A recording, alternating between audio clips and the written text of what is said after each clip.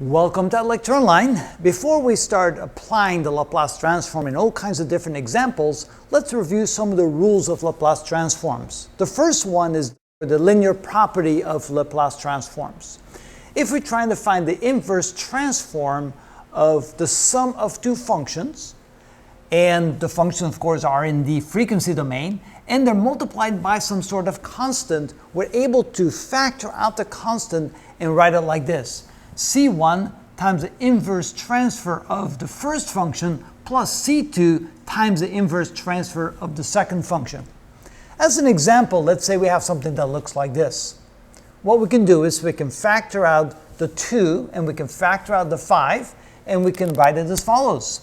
This is equal to 2 times the inverse transfer of the first function, which would be 1 over s, minus 5 times the inverse transfer of the second function, which would be 1 over s squared.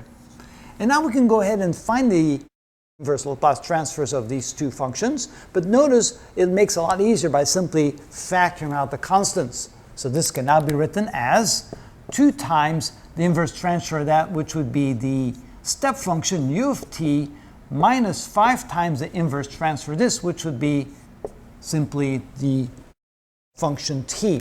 So that's how we can simplify things and make it a lot easier to find the inverse transfers. That's how it's done.